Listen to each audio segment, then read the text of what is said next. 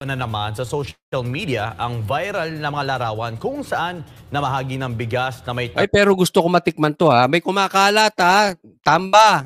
Bulok daw, mabaho. Hindi makakain ng aso itong Romualdez rice mo ha. Pero gusto ko pa rin matikman para padalahan mo ko.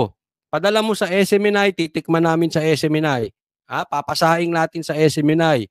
Kung ikaw ay matapang at talagang sa tingin mo, quality itong pinamimigay mo, padala mo sa SMNI, sa ingin namin, ha? Bulok daw kasi hindi makakain ng aso. attack na Romualdez Rice ang ilang kinatawanan ng House of Representatives. Bukod sa iba't ibang komento ng netizens tungkol dito ay tila naging maanghang din ang komento ng dating opisyal ng Malacanang. Alamin natin sa report ni Carlo de la Peña. Alam mo, yan yung mga tipong politiko na isinusuka na ng taong bayan. Kahit anong ilagay nilang pangalan dyan, alam nila na yung perang yan, pinambili dyan. Ganito. Ang ganda yung sinabi ni Ganda to sinabi ni Attorney Panelo. Yang gumagawa niyan, sinusuka na kayo ng taong bayan. Maniwala ka, Romualdez, alam mo naman yan, ang baba mo na sa trust rating, lahat ng rating, bagsak ka. Gumawa ka pa niyan. Alam nyo kung bakit ganito yan. Kasi alam nila, pagdating sa pagkain, tayo lang ata ang bansa na talagang grabe kumain. Tayo lang yung bansa na nakakita ko na nag-e-extra rice. Pati babae nag-e-extra rice. Ha? Sa ibang bansa, hindi po yung kanin, minsan nga wala. Minsan may konti, pero sa Pilipinas hindi pwede. Sa Pilipinas lang ako nakakita ng rice all you can. At pati mga kababaihan nakikipagsabayan dyan. Ganun po katindi ang Pilipino pagdating sa kanin. At alam naman natin, nabobola nila ang mga Pilipino pagdating sa kanin at bigas. Tandaan nyo, anong pakulo dati? Bababa sa 20 pesos ang bigas. Anong nangyari? Nabudol kayo, di ba? Pero alam nila ang kiliti ng mga Pilipino. Kaya ngayon naman, itong si Romualdez, binubudol na naman kayo, ginagamit na naman niyang bigas. Sana, wag na kayong uto-uto.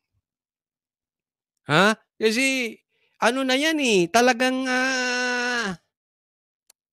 inaabuso na kayo. Especially yung talagang nasa class E. Alam nila, kailangan nyo bigas, ang ginagamit na naman nila para bilihin kayo, ibudol kayo at lokohin kayo, again, bigas. Eto si Romualdez, wala itong sariling personalidad. Lahat na lang nakaangkla kay Marcos. Pati yung bigas, pati pang bubudol sa bigas, ginaya niya rin. Tingnan yung ugali na itong taong to. Alam mo, yan yung mga tipong politiko na isinusuka na ng taong bayan. Kahit anong ilagay nilang pangalan dyan, alam nila na yung perang yan, pinambili dyan. Ganito ay nilarawan ng dating Chief Presidential Legal Counsel, Attorney Salvador Panelo, ang ginagawang hakbang ng mga politikong mahilig maglagay ng kanilang mga pangalan o muka sa mga paayuda nila sa publiko.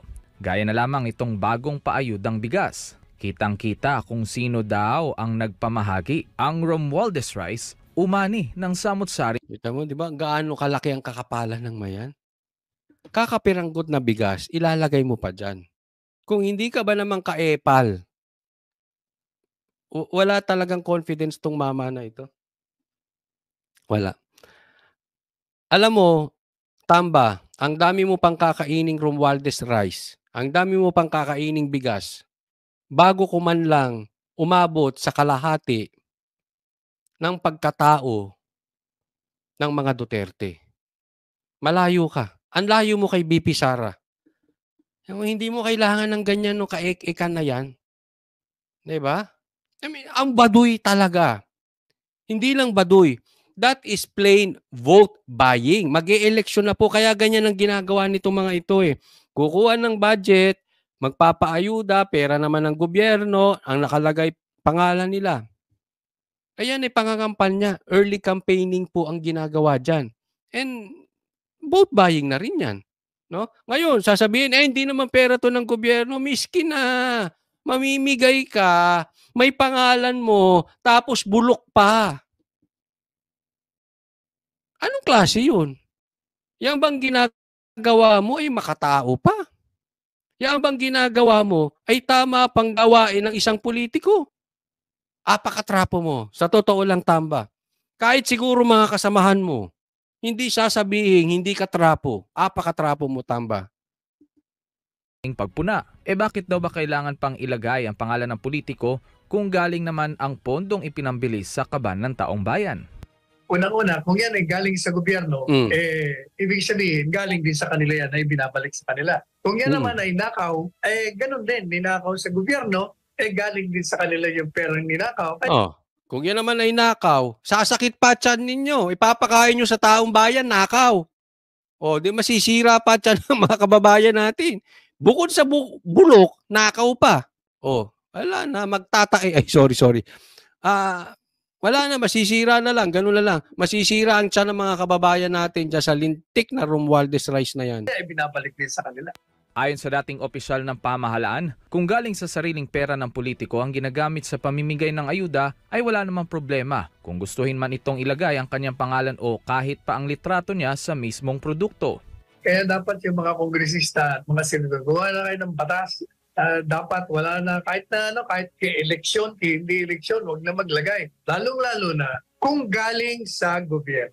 Hindi naman maikakailaan ni Panelo na mayroon pa rin sa ating mga kababayan ang nahihikayat na sumuporta o bumoto sa mga politikong sinasamantala ang kahinaan Yan, no? Oh. dahil sa kakulangan sa edukasyon. Kaya naman ani Panelo, Talagang problema ng bansang ito ay hindi masusolusyonan kahit na sinong maupong presidente dyan. Hanggat hindi mo pinag-aaral ang lahat ng mamamayan ng bansang ito na makatapos ng hanggang sa kulit. Pwede naman natin. Ang ganda nung sinabi dito, Coach, ang politiko na tumutulong at may pangalan, trapo ang dating. Old fashion of politics. Kaya nga, tama po yan. Kaya pag kayo binigyan, tanggapin nyo lang. Huwag nyong tanggihan. Tanggapin nyo lang. Make sure hindi bulok katulad daw nitong Romualdez Rice na to. Tanggapin nyo lang. Pero huwag nyo iboboto. Chances are, trapo yan. Chances are, nako, ginagamit lang kayo. Basta may pangalan, hindi nila pera yan. Ginagamit lang ang taong bayan. May agenda yan. So, sana matuto na po tayong bumoto. Huwag nyong iboboto yung mga ganyan. Mas maraming nakaw yan kaysa tulong. Hindi ko man nilalahat. Kaya lang, tama si Panelo. Diba? Kung nakaw yan. Kasi hindi naman yan para dyan eh. Diba? Kung yung pera ay nilipat mo ng ahensya o nilipat mo at nilagyan mo ng pangalan, ano ba ang tawag doon? Pinapaganda lang. Sa madaling salita, ganun pa rin yun. Nakaw.